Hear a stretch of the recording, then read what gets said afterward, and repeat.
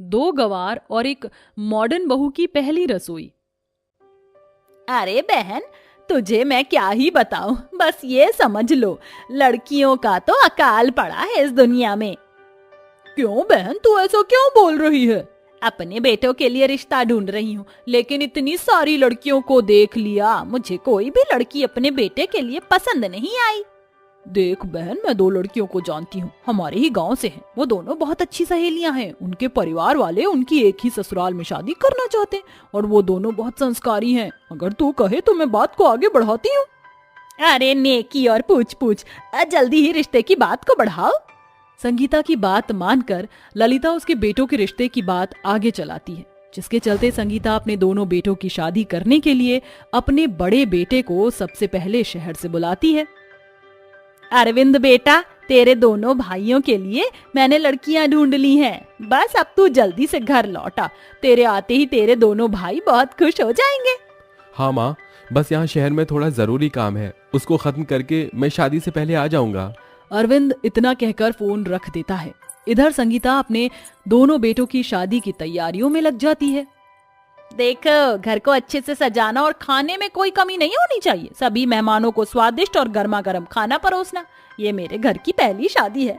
वैसे तो बड़े बेटे की होनी चाहिए थी पहली शादी, लेकिन मेरा बड़ा बेटा पहले अपने दोनों भाइयों की शादी धूमधाम से करना चाहता है। इन दोनों की शादी के बाद अपने बड़े बेटे के लिए लड़की ढूंढूंगी। संगीता ने अपने बड़े बेटे के लिए भी बहुत सारे सपने देखे होते हैं, जिसके चलते वह खुशी खुशी अपने दोनों बेटों की शादी की अरेंजमेंट बहुत अच्छे से करती है। लेकिन शादी से एक दिन पहले संगीता को एक बहुत बड़ा झटका मिलता है। ओहो, इन शादी की तैयारियों में मुझे तो बहुत ही ज्यादा थकावट हो जाती है। अब थोड़ी देर आराम कर लेती हूँ, कल मुझे मेरे बेटों की बारात लेकर जानी है। संगीता जैसे ही अपने कमरे में आराम करने के लिए पहुंचती है, अचानक ही उसके घर के दरवाजे की बेल बजती है। ओहो, इस समय कौन आया है? अब इतने सारे मेहमान हैं, लेकिन कोई दरवाजा खोलकर ये नहीं देख सकता कि दरवाजे पर कौन आया है। लगता है मुझे ही जाना होगा। संगीता जैसे ही दरवाजा खोलती है, दरवाजे पर उसका बड़ा बेटा खड़ा होता है। अरे बेटा, तू आ गया। तेरा कब से मैं इंतजार कर रही थी। भगवान का शुक्र है, तुझे देखते ही देख जरा मुझे कितनी खुशी हुई है। संगीता बहुत खुश थी, लेकिन तभी उसकी नजर अरविंद के साथ खड़ी हुई एक मॉडर्न ड्रेस पहने हुए लड़की के ऊपर पड़ती है। बेटा, ये कौन है? माँ, ये मेरी वाइफ है। लेकिन तूने तो कहा था कि... माँ, अब यही खड़ा करके रखोगी तो मैं आपको कैसे समझाऊंगा सब कुछ? आप हमें अंदर नहीं बुलाओगी क्या? संगीता अपने बेटे और उसकी मॉडर्न वाइफ को घर में बुला लेती है। ये इतनी जल्दी हुआ माँ कि मैं आपको बता ही नहीं पाया। मुझे माफ कर देना माँ।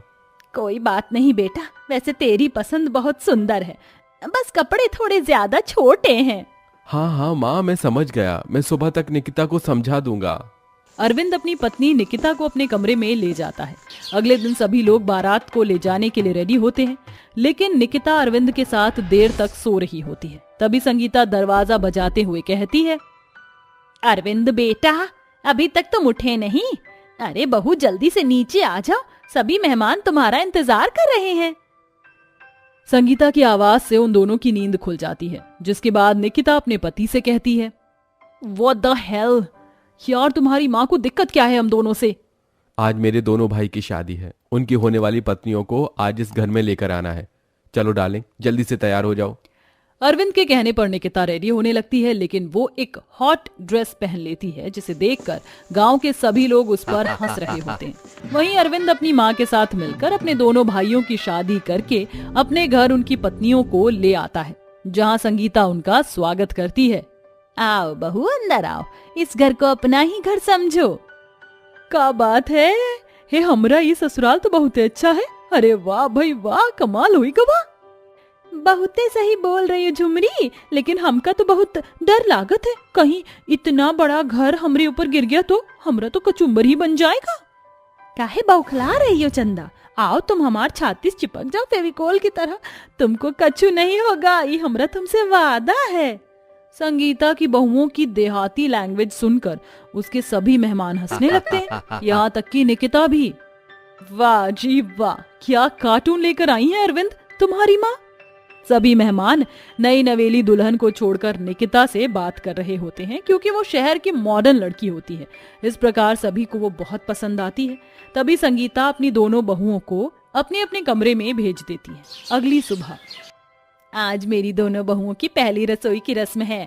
जाओ तुम दोनों जो तुम्हारा मन करे वो बनाओ। वैसे तुम्हारी बड़ी बहू की भी कोई रस्म नहीं हुई बहन, तो क्यों ना ऐसी बहाने तुम अपनी बड़ी बहू से भी कुछ बनवा ही लो। बात तो बिल्कुल सही है निकिता, जाओ तुम भी अपने हाथों से कुछ बना कर ले आओ। ओह गॉड, आपको क्या लगता है मैं कोई बावर्ची हूँ जो आप सभी के लिए खाना बनाऊंगी? मैं एक पढ़ी लिखी समझदार लड़की हूँ, इसलिए ऐसी बकवास चीजें मुझे सूट नहीं करने वाली। निकिता की बातें सुनकर सभी औरतें हैरान हो जाती हैं। वहीं निकिता ऐसा कहकर अपने कमरे में आराम करने चली जाती है। जिसके बाद संगीता की दोनों गवार बहू बहुत स्वादिष्ट खाना बनाकर लाती हैं। अरे संगीता, तेरी दोनों बहुओं ने तो बहुत स्वादिष्ट खाना बनाया है। हाँ, मॉडर्न बहू से तो काफी अच्छी है।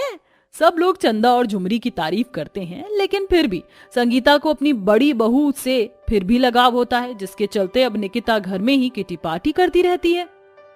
तेरा घर तो काफी अच्छा है, यहाँ कोई डिस्टर्ब नहीं करता। सही किया रिया, वरना तो हमारी सास और नंद हमें सारा दिन उल्टा सीधा सुनाती ही रहती है। क्या बात कर रही हो? मुझसे मेरी सास और मेरी दोनों गवार देवरानियां कुछ कहकर दिखाएं, मैंने उनको नचनिया ना बना दूं तो मेरा नाम बदल देना।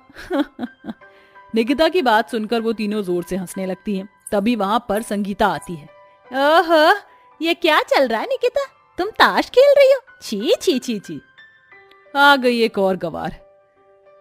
जाओ, चली जाओ यहाँ से, तुम्हारा यहाँ कोई काम नहीं है सासू माँ। संगीता को अपनी बहू की कही बात बहुत बुरी लगती है। वहीं दूसरी तरफ संगीता की दोनों गवार बहुएं ये सुन लेती हैं। इसकी भैंस की आंख, हमारी माँ जी को कोई कैसे कछु बोल सकत है? इन अमीरों की बच्चियों को तो हमका सबक सिखाना ही होगा। चलो चंदा, हमारे साथ चलो। दोनों की दोनों निकिता और उसकी मॉडर्न सहेलियां वहां ताश के पत्ते खेल रही होती हैं। लेकिन तभी वहां पर चंदा और झुमरी आती हैं और उन दोनों से कहती हैं, बड़े बाप की छोटी सोच रखने वाली मॉडर्न बेटियों, इस घर का अगर प्री फोकट का ठूस लिया हो तो यहाँ से चलती बनो। ओ एक गवार, तेरी हिम्मत कैसे हुई मेरी दोस्तों से ऐसे बात करने की? तभी चंदा निकिता का हाथ पकड़ लेती है और कहती है, जे तोहार उंगली बात बात पर जो खड़ी हो जावत है, ओ जिठानी जी, आज तो तुमरी इन सब उंगलियों को ही काट या मरोड़ देती हूँ। उन तीनों का ये रूप देखकर रिया और सेजल दोनों अपने बैग उठाकर वहां से भाग जाती हैं। जिसके बाद निकिता कहती है, छोड़ दो मुझे ब्लडी हेल, तुम्हें मैं छोड़ूंगी नहीं। तभी संगीता अपनी मॉडर्न बहू को एक जोरदार तमाचा मारती है। बस बहुत हुआ, तुम जैसी मॉडर्न बहू होने से अच्छा तो मेरी गवार बहू है, जिन्हें बड़ों की इज्जत करनी आती है। देर से ही सही, लेकिन समय पर यह समझ आ गया कि मेरी कौन सी बहू ज्यादा अच्छी और सही है। संगीता अपनी दोनों गवार बहुओं के साथ वहां से चली जाती है। जिसके बाद निकिता को अपनी गलती का पछतावा होता है और वो अगले दिन पहली बार अपने हाथों का खाना बनाकर सबको खाने के लिए बुलाती है और सभी से माफी मांगती है। माफ कर दीजिए मुझे, मैंने सबके साथ बहुत बुरा व्यवहार किया, मुझे ऐसा नहीं करना चाहिए था। सभी उसको माफ कर देते हैं। जिसके बाद संगीता की बहू निकिता उनके घर के तौर तरीकों की तरह रहने लगती है। अब वह सभी एक साथ खुशी खुशी रहने लगते हैं। दो शहर की नंद और दो गांव की भाभी। ले लो पुदीना, ले लो पुदीना, ले लो पुदीना, पुदीना पुदीना। आहा! चंदू को इस तरह से गाना गाता हुआ देखकर उसकी माँ झुमरी गुस्से में कहती है, चंदो, तुझको गाना गाने के सिवा कछु आता है कि नहीं? जब देखो भोजपुरी माँ घुसी रहती है। अपनी अम्मा की एक ठो बात ना अपनी खोपड़िया में घुसा लो। तुम दोनों बहनें, आज तुम्हें देखने वाले लड़के वाले आने को हैं, तो लड़के वालों के सामने अपनी लुल्लपंती शुरू मत करना। अरे तुम टेंशन आओ मत अम्मा, हम एकदम चुप रहेंगे। कहो तो जुबान पर चेपी लगा ले। अभी जाकर तुम दोनों बस तैयार हो जाओ। थोड़ी देर में गायत्री अपनी दोनों बेटों सुमित और रोहित उनके साथ उनके घर आती है। गुंजा और चंदो गांव की मिट्टी में पली बड़ी खुश मिजाज लड़कियां हैं। दोनों बहनें गोरी और सुंदर हैं, मगर चंदो की चोटी खड़ी है। क्या गायत्री को चंदो और गुंजा अपने बेटों के लिए पसंद आएंगी? घर आने पर हरि प्रसाद गायत्री और उनके बेटों का स्वागत करता है। आइए गायत्री जी, हमारे छोटे से घर में आपका स्वागत है। भाई साहब, मेरे पति तो नहीं रहे मगर मैं उनका दिया हुआ वादा पूरा करने आई हूँ। अरे सुनती हो, चांदो और गुंजा को ले आओ। जैसे ही रोहित चंदो की खड़ी चोटी देखता है तो अपने भाई सुमित से कहता है, यार सुमित भैया, आपकी तो फुल टू पटाखा है, मगर मेरी वाली की चोटी तो माउंटेन एवरेस्ट की तरह खड़ी है। प्रणाम होने वाली अम्मा जी, ये लीजिए चाय। अरे आप दोनों काहे भूखे प्राणी की तरह टुकुर टुकुर ताकत हैं? ये लीजिए गर्मा गर्म चाय और कचौड़ी खाइए।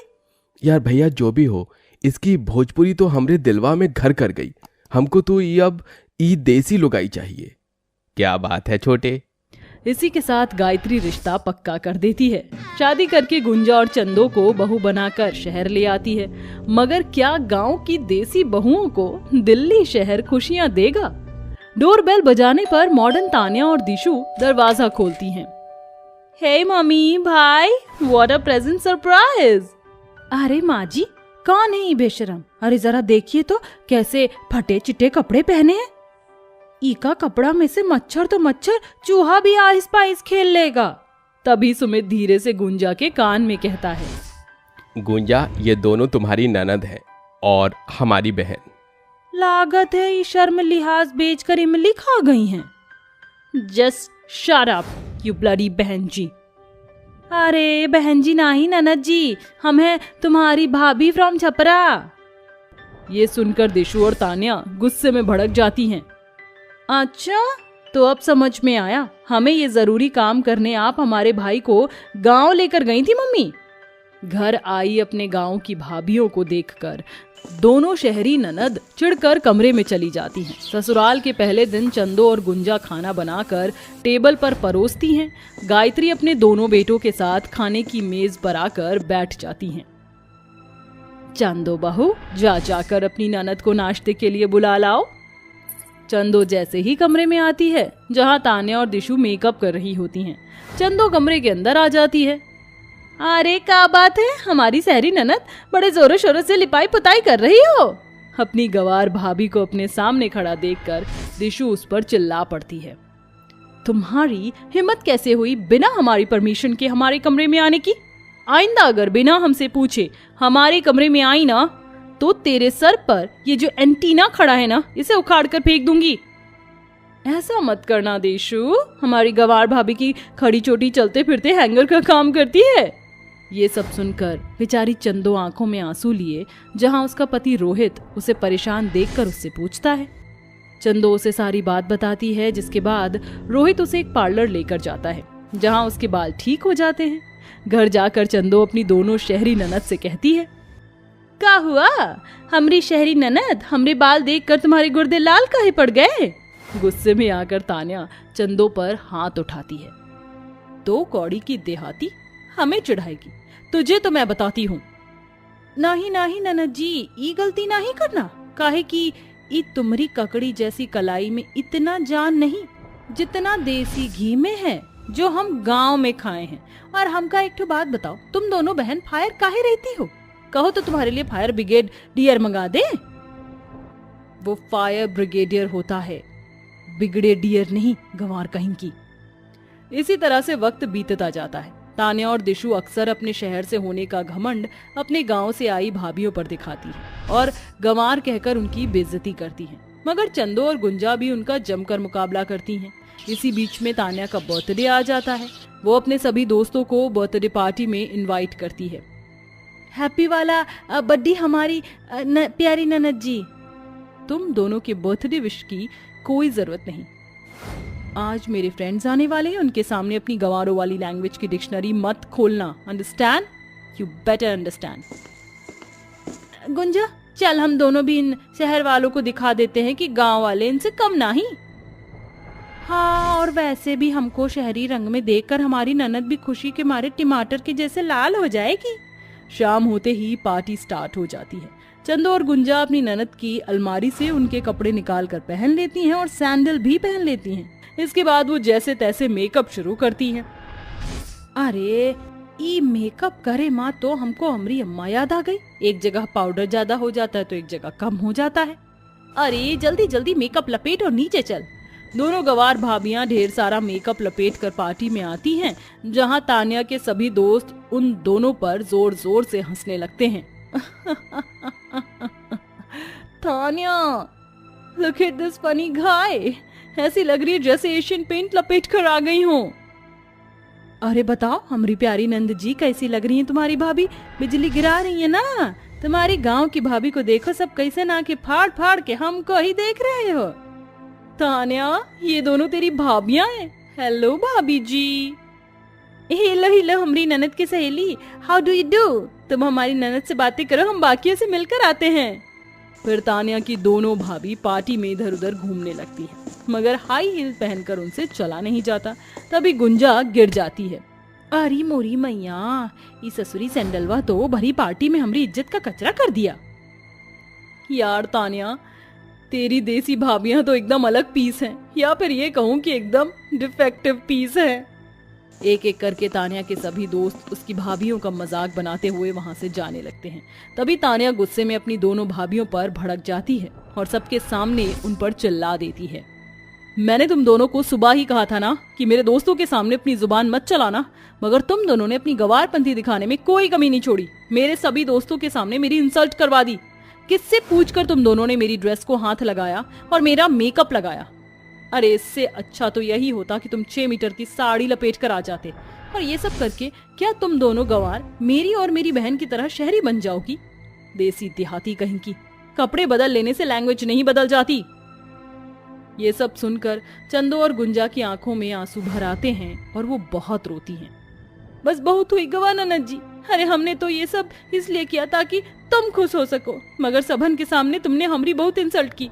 अब बस अंग्रेजी माँ किटपिट करने से कोई शहरी बाबू नहीं बन जाता। हमारी भाषा देसी जरूर है, मगर दिल एकदम साफ है। ये नफरत नहीं है, न मैल। हमें लगता था कि तुम बदल जाओगी, मगर हमसे गलती हुई गई। अब हम चलते हैं, काहे कि दिल्ली शहर हम दोनों देसी भाभियों को रास नहीं आया। जय राम जी की। ये कहकर चंदो और गुंजा वहां से जाने लगती है। तभी तान्या को अपनी गलती का एहसास हो जाता है और वो अपनी भाभियों के आगे हाथ जोड़कर उनसे माफी मांगती है। भाभी, मुझे माफ कर दो प्लीज, मत जाओ। मुझे एहसास हो गया है कि रिश्ते दिल से निभाए जाते हैं। अपनी ननद के माफी मांगने पर दोनों भाभियां उसे गले से लगा लेती हैं और उस दिन के बाद से तान्या और दिशु अपनी भाभियों के साथ खुशी खुशी रहने लगती हैं। दयालाल जंगलों से लकड़ियां काटकर अपने टूटे फूटे घर के पास लाकर रख देता है और घर में जाकर अपनी पत्नी से कहता है, सुष्मिता, मैं जंगलों से लकड़ियां काट कर ले आया हूँ, जल्दी से खाने के लिए कुछ बना लो, बहुत जोरों से भूख लगी है। घर में तो अन्न का एक दाना तक नहीं है, खाने के लिए मैं क्या बनाऊं? हे भगवान, हे प्रभु परमेश्वर, हमारे ऊपर ये परेशानियां और कब तक चलती रहेगी? मुझे तो समझ ही नहीं आता। काश कि मेरे 5 बेटों का काम जल्द से जल्द लग जाए। दयालाल और उसकी पत्नी सुष्मिता दोनों ही शाम तक भूखे प्यासे ऐसे ही घर में रहते हैं। जैसे ही शाम हो जाती है, उनके 5 बेटे पूरे दिन यहाँ वहाँ मजदूरी करके वापस घर लौटते हैं। अच्छा हुआ बेटा जो तुम आ गए, हम दोनों तुम्हारा ही इंतजार कर रहे थे। घर में खाने का एक दाना तक नहीं है, क्या तुम सब्जियां लेकर आए हो? ये थोड़ा सा राशन और थोड़ी सी सब्जी लेकर आया तो हूँ। पवन अपनी माँ को सब्जी और राशन का थोड़ा सा सामान दे देता है, जिसके बाद उसकी माँ खाना बनाने चली जाती है। दयालाल और उसके बेटे बहुत ज्यादा भूखे होते हैं। कुछ ही देर में खाना बन जाता है, जिसके बाद सुष्मिता सभी को खाना परोस देती है। रात के समय दयालाल सोते समय अपनी पत्नी सुष्मिता से कहता है, हम लोग इतने गरीब हैं, हमारे पास एक फूटी कौड़ी नहीं है, और तुम तो जानती हो हमारे 5 बेटे हैं। उन 5 बेटों की शादी कैसे होगी? कैसे करेंगे हम उनकी शादी? अजी मैं तो बस अभी इतना ही कह सकती हूँ कि भगवान पर भरोसा रखो, एक ना एक दिन सब कुछ ठीक हो जाएगा, वो सब कुछ ठीक कर देंगे। सुष्मिता और दयालाल दोनों सो जाते हैं। अगले दिन दयालाल फिर से जंगलों में लकड़ियां काटने चला जाता है और उन लकड़ियों को बाजार में जाकर बेच देता है। इसके बाद वो रास्ते से आ रहा होता है कि तभी उस रास्ते से एक पंडित उसे मिल जाता है। अरे दयालाल, कहाँ जा रहे हो? मैं तो तुम्हारे घर पर ही आ रहा था। पिछली बार जब तुम मुझसे मिले थे तो कह रहे थे कि तुम्हारे 5 बेटों के लिए लड़की ढूंढनी है।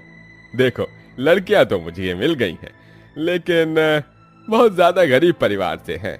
दहेज और बाकी का कुछ सामान मिलना तो मुश्किल होगा। अरे पंडित जी, कैसी बातें कर रहे हो? मैं ही कौन सा अंबानी हूँ जो अपने बेटों के लिए अमीर खानदान का रिश्ता देखूं?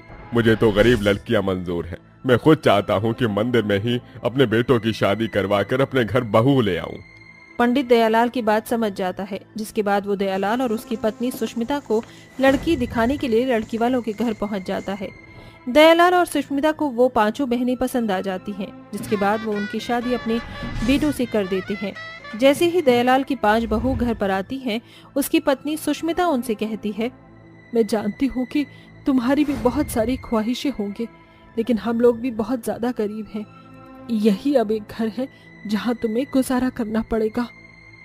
अरे माँ जी, आप कैसी बातें कर रही हो? हम भी तो गरीब परिवार से हैं।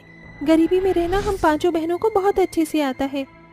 बचपन से ही हम गरीबी में ही तो रहे हैं और बचपन से ही हमने गरीबों को बहुत करीब से जाना है। आपको परेशान होने की जरूरत नहीं है। हमें आप लोगों के साथ रहने में कोई आपत्ति नहीं है। आखिर ये भी तो हमारा ससुराल है। और हम पांचों बहन तीन चीज काय चालू करे वीडियो ना। हाँ, पर दीपो न जाए तो अपने माइक मम्मी खींच छोड़ देने जी, कहीं तैयार हो जाए। चले आदमी ना आए हैं पर यार चले पड़े। अरे जाए दे ना, अरे कटिंग नहीं पहना मजे मार देते। तो उन्हें नवावे वाले रहन, पुराने वाले कहाँ गए सारे? पुराने वाले तो गेहूं दवा जिंदगी भर गेहूं ही दवा है। अकेले ही हन्ने बहुत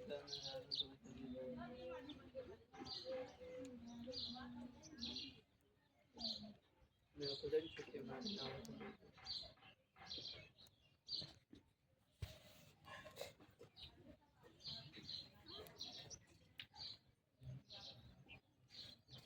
सोचा काम रात चली जाए बड़ा नहीं मुझे नहीं रही सोचा करना काम आज काला समझ नहीं खाई पता है नहीं, हम गए नहीं रहे चलता 2 दिन से हम ना जाते ना। कौन गए काम से नहीं रखा हम कहा था 2 दिन से हम ना जाते, ना जानी तो आज जाए तो पता। काल कहाँ मशीन ले आवत है 10 10:30 बजे रात। अरे वो मशीन नहीं रे, कटिंग वाली मशीन गड़बड़ान रही। अच्छा उनका मशीन हमसे सबका मतलब, कटिंग वाले मशीन से मतलब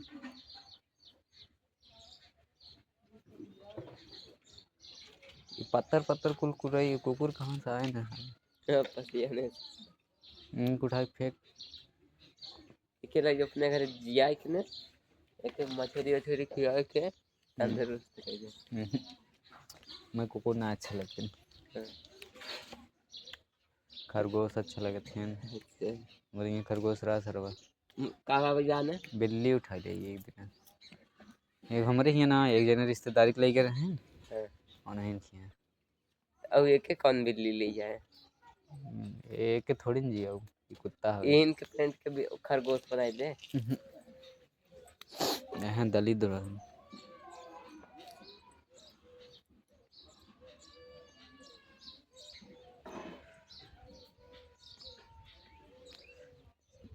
सूरज अबे कंप्यूटर सीखे जाबे सड़के पे जाते एडिटिंग सीखे ओ लेवल 666 सीखे कहाँ होते थे कंप्यूटर कोर्स हो का उसमें तुमको बेसिक से एडवांस लेवल तक सिखाया जाएगा का कि ये सब कंप्यूटर कैसे चलाना है, उसमें वीडियो कैसे, थंबनेल कैसे बनाना है, डिजाइनिंग कैसे करना है, कोई भी चीज़। ये यार कहाँ है तते थंबनेल बनाने के नाम आइए सब कुछ तुमको सिखाया जाएगा, पिक्सल वेब सब उसमें प्रोफेशनल लेवल सिखाया जाएगा। ये कहते हैं जाते एडिटिंग सीखे हुए कहते जाओ वो लेवल सीखो वही में सब कुछ समझ में आ जाए।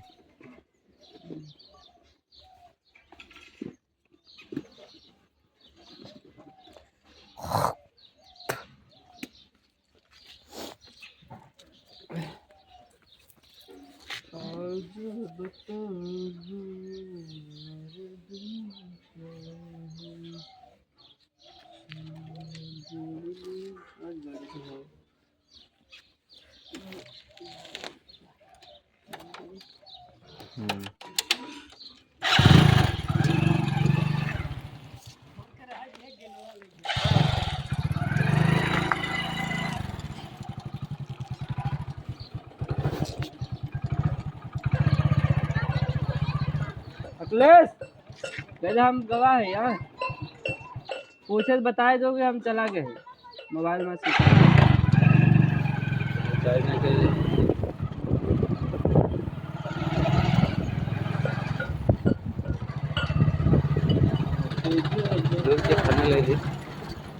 नो बार तो मुझे आवाज हमारा नहीं अलग बने रे होते खाना नहीं तो ले लेते अब चलो कि ले गई चलते नहीं ऐसे चलते गए यार घरे जाने चल आओ अब हम मारे लगे खाना कितने ले चल पे तुरंत के खाना